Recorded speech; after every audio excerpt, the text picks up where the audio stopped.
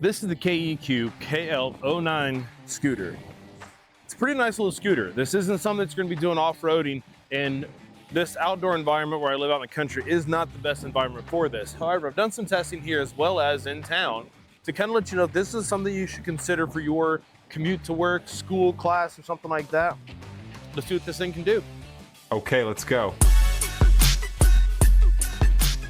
So right up front, I'll let you know that I wasn't the scooter for testing purposes. However, neither the brand or any PR agency is going to get any kind of input on the video content or see it before you. So they're going to see it right alongside of you for the first time. So I'm Chris with Gadgets and Gravel.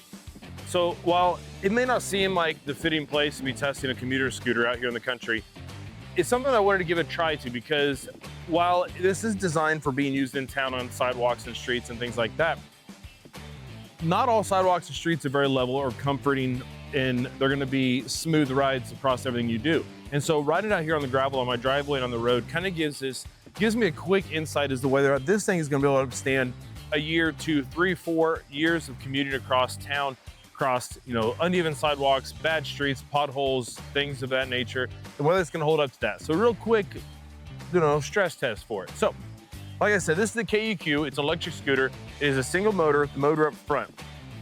It's rated at 500 watts, and you're rated to get about 30 miles of range on this at a top speed of 20 miles an hour. Now, that is all going to be dependent on the type of terrain you're riding on, how fast you're going on the typically driving at, if you're going uphill, weight, what you're carrying on here. So all that's going to play into that. So keep that in mind when you start thinking about range on the scooter, whether it's this or any device. Now, it does have dual suspension on the front and back with hydraulics on there, and they make a difference. Like, it helps. I recently got back from Berlin for IFA technology conference, and I spent a lot of time on scooters there, and scooters that had been in rough condition, and they did not fare well, and this is far more comfortable than those were. So with that, we got dual suspension on front and back. These do have solid rubber wheels, which is a good and a bad thing. So you're not gonna worry about flats on this. However, they can wear it down a little quicker. I've noticed leaving some black marks across sidewalks and things like that as I'm making a sharp turn. So I'm afraid I'm not sure longevity, how quick they're gonna wear out, but that is something to keep in mind. You've got a drum brake on the backside, and on the front, it does have EABS, which is an electronic assisted braking system. So that does help put some of the energy as you're slowing down from the EABS system slowing you down when you let off the throttle here, helping put some energy back into the battery for you. It does have an app, which we'll cover in a little bit. However, it doesn't tell you how much it's gonna put back in or anything like that. There's no settings for levels of brake regeneration back to the battery. So it's kind of just, it's there. How much it helps or not is unsure. Again, you have the one handle though for your rear drum brake. It does have a brake light on the back, no turn signals. You got a headlight up front here, which you can turn on with a quick tap of the power button. It turns it off as well. You can also control it through the app, so that's kind of nice. Kickstand, or it does have a kickstand right there. But the deck right here, it's nice. It's got a good rubber grip on it. It is a little bit narrow. I'd rather it be just a little bit wider, but outside of that, there's nothing too bad about it. We do have a hook right here. Now this hook is for this clip right here, because like most of our scooters these days, this does fold down. So we let that go, fold it down, clip it in, and lift it up. Now this scooter weighs about 31 pounds, so it's not overly heavy. It's pretty easy to lock and carry around with you, and it clips and goes back up nice and easy. And that's pretty much it. That's what we got. Across the top here, along with your clip right here and your brake, we do have a bell, throttle on this side, and then a small display here, which can be a little difficult. It's just a typical little LED display or LCD screen here, and it could be a little brighter. In bright direct light, it is a little tough to see, but it is there. You have on there, you have your miles per hour as well as your charge state and what mode you're in, because this has walk, eco, drive, and sport mode, and we'll cover those here in just a moment as far as what each of those modes mean. But outside of that, it's pretty simple setup. Now let's get into the app and the features of using this scooter. All right, so when we talk about the app on the KEQ scooter, they don't have a dedicated app. So if you're looking for that app in the Apple App Store or Google Play Store, you're not gonna find it. So this does use the Tuya app, Tuya, and that is what you're gonna do to connect to it and be able to manage the device itself. setting it up, once you power it on, you're gonna get a Bluetooth notification with the app. You're gonna add a device and then tell it you'd like to connect to the scooter. Let's get the screen recording going. All right. So with the scooter added, across the top, this is where it says e-scooter 10 across the top here. This is by default. This is what the scooter listed in the device as in the app. I don't know what that stands for, what that connects to this, if this is just a white label scooter, and KEQ KL09 under KL09, I don't know. Either way, e-scooter 10, it is what it is. You can always change that name by clicking a little pencil.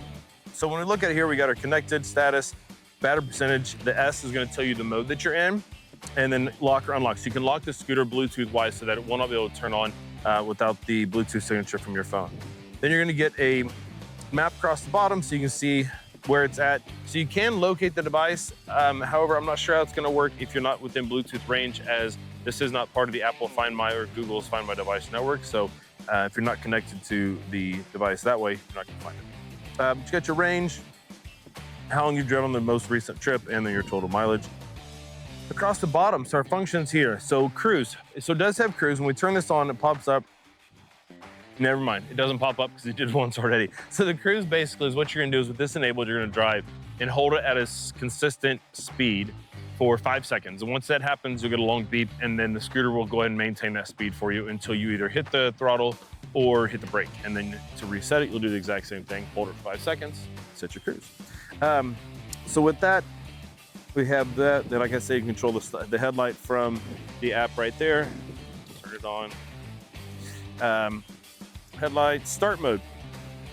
So this scooter, with start mode disabled, if you push the throttle, it won't go. It's gonna require you to kick off and start the scooter with your foot and then push the throttle to get it going. With start mode enabled, you can push the throttle and it will take off from start without having to push it. So that's what that means. We go to mode. Now here's where I said we've got the different modes. So we've got walk, eco, drive, and sport.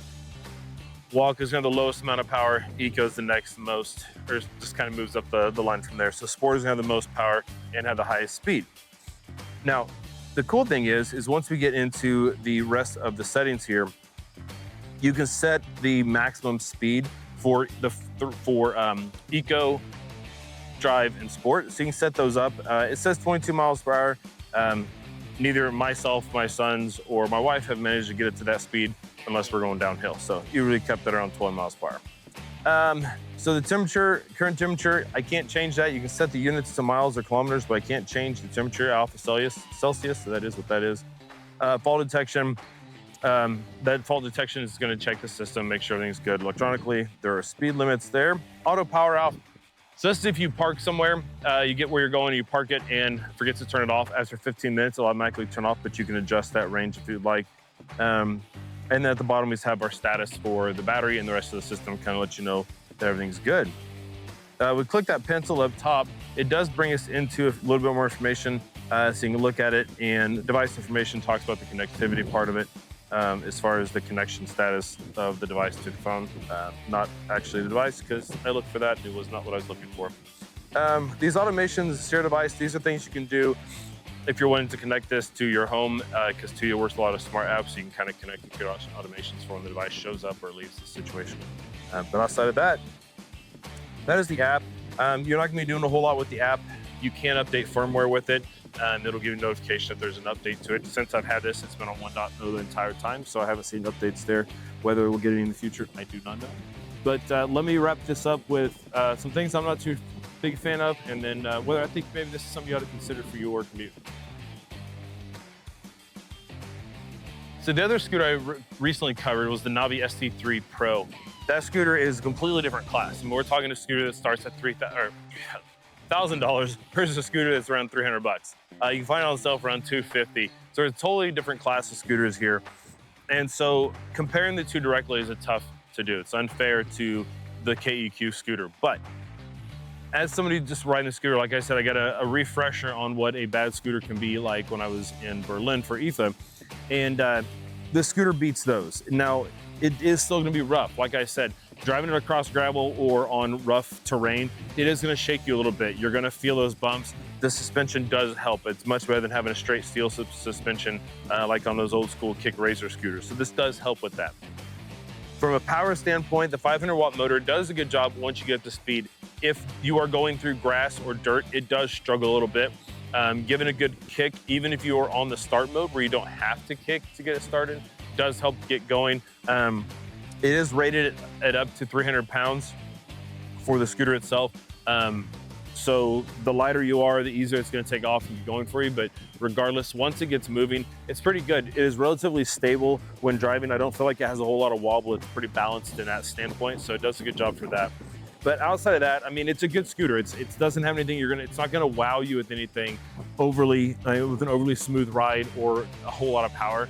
But I would like to see some of the stability as far as the suspension softened up a little bit so it can absorb it. There's not a ton of travel in those little shocks down there. So soften that up would help a little bit, but relatively few complaints on this model. Let's wrap it up. Is this gonna be a scooter that I'd recommend to you if you've got a farm property and you want people to run around to send messages or run small tools back and forth or anything like that? No, this is not gonna be for any of that type of conditions because one, it's not gonna handle the weight or the terrain very well. I have a feeling it would not handle very long as far as durability in that type of environment. Now, as far as driving around in town, if you're going to have a large business, industrial, you're going to class, going to work, this is a great option. Now, again, it doesn't have turn signals, so keep that in mind. So make sure you use your hand signals to signal your intent when you're turning. It does have the headlight though, and a tail light, so it does have that, so you're good there. It's good. It doesn't have a ton of power, so if you're in a place that has a lot of hills, it would struggle going up hills. If I was in full power and I got a good run at a hill, a little ditch I did some tests on, it can make it up it, but anything under sport mode at full speed when I hit that hill, it wasn't getting up it, it would stop. So going up a hill at, if you're clicking along at full speed and you come to a hill, you're going to lose some speed going up that hill and how steep it is and how heavy you are and the battery state and all that good stuff. You may end up walking. So keep that in mind, but relatively flat, small hills, a little bit here and there, you're gonna do great with this scooter. The app helps as far as letting you keep track of where things are at as far as battery state and monitor those things. So if you're looking for a good scooter, relatively inexpensive price, check this out. If you're looking to step up to a higher end scooter, check out my video. I'll link it in there for the Navi ST3 Pro scooter. It's a great option as well. I have a video coming up soon for a electric e-bike that is really cool, that would be a good option for off-road, as well as some new videos on robot vacuums, robot mowers, and some more smart lights. So stick around. Thanks for watching. Okay, let's go.